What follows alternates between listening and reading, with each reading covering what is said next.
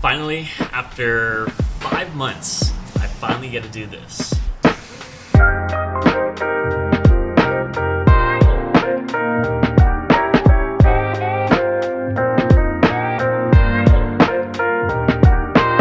The rear end's coming out. We got leaf springs to detach. We got shocks to detach.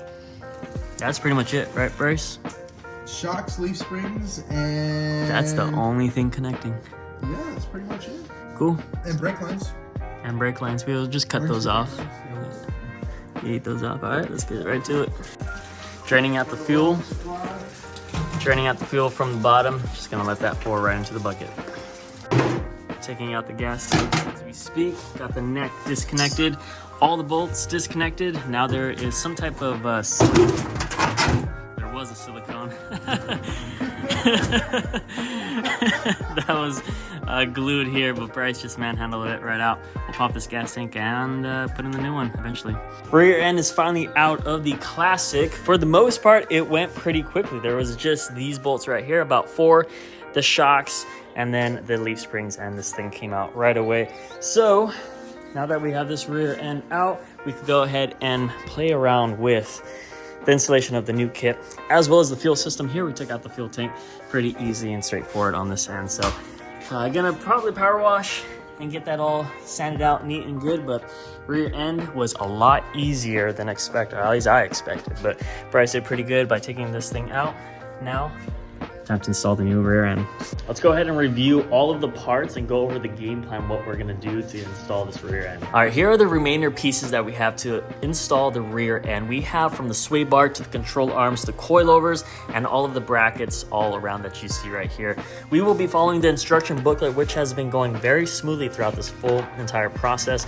And we'll go through the full instructions, show you guys a step-by-step guide of how this all gets put together. So far, this Rod & Customs instruction package has been good to go, and I just want to review all of these nice painted suspension that they have provided here to the channel. But with all that being said and done, let's go over step 1 and then install this rear end.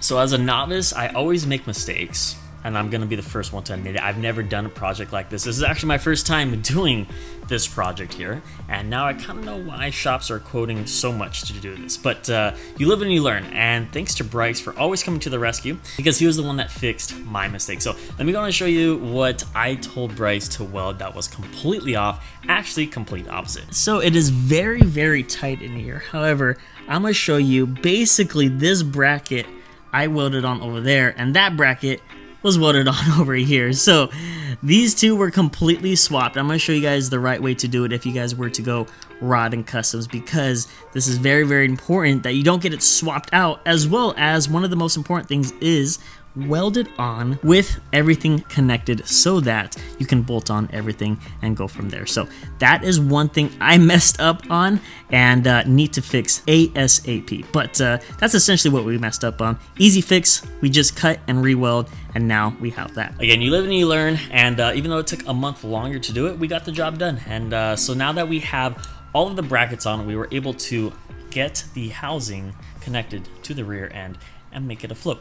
We are underneath the car where I lived for the past month working on this rear end with Bryce. We have the Johns Ford 9-inch rear end with 380 gears installed. We have the QA1 coilovers, the Wilwood disc brakes, and the rest of the components from Rod & Customs, like the control arms and brackets and stuff like that. With that, I then did axles and brakes, and let's go ahead and roll those clips.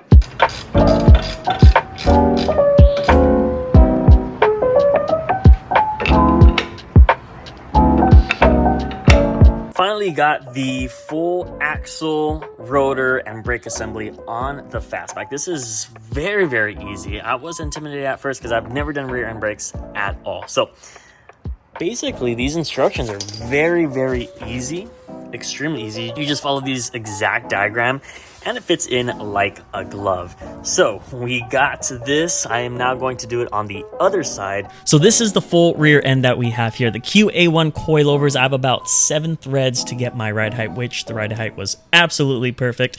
Rod and Customs control arms, and then the John's 9-inch rear end with 380 gears. I think the 380 gears are gonna go very, very well because 373 is the most common, and I wanted to round up. They didn't have 373s. It was either 370 or 380 when you order online. So I went with 380. I think 380 is going to be perfect for this setup. So 9-inch 380 rear end with the Willwood disc brakes, Rod and Customs control arm, full reassembly, QA1 coilovers. That's the full setup. Now, one of the things I have to do, which I'm pointing right there, is the Yolk Angle. You have to be at a 4 degree. This is currently set at 4 degrees. So when I put in the motor, I'll be ordering the drive shaft so that it connects perfectly to that angle. I think the front angle's down 4 degrees and the rear angle's up 4 degrees to get that drive shaft aligned. So once when I put in the motor trans, I will then custom order the drive shaft to make it fit and get this all connected. But that's pretty much it. Pretty straightforward. I do have to fill up the fluids of the rear end before I get it locked and loaded. I gotta remember that. I actually put it in my notes to make sure I fill it up with gear oil because it does not have gear oil as of now, as well as I'm gonna need to connect the brakes for the rear end. Still have to do that. And in addition, torquing. I do have to retorque this after I go through the first drive or first couple of drives here because it is best to torque down the bolts once when you're already rolling. So I'll do that once when I get the car back up and running. So that is the full rear end assembly. It went very well, surprisingly.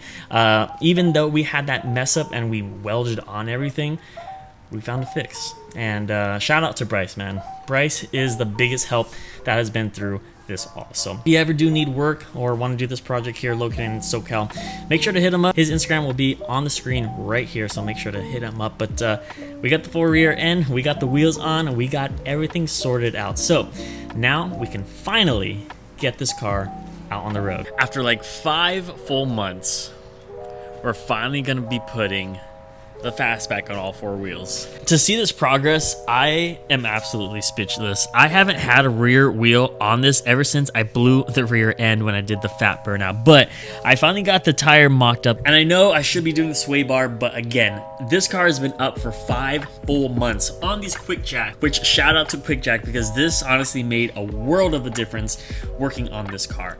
But I'm gonna put the wheels on, I'm gonna tighten everything down underneath, and then what we're going to do is dropper. I have been waiting for this day for so long. Let's do the honors. 5 months in the making, lots of hard work, lots of labor, lots of money, but totally worth it. So let's do the honors together.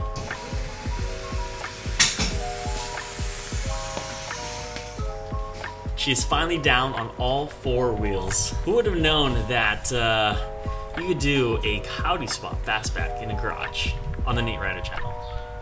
That's what we do. All right, now that we have the car on all 4 wheels, what's next? Well, I ordered all of the parts here for the Coyote motor, so let's go ahead and check out exactly where we're at with the engine.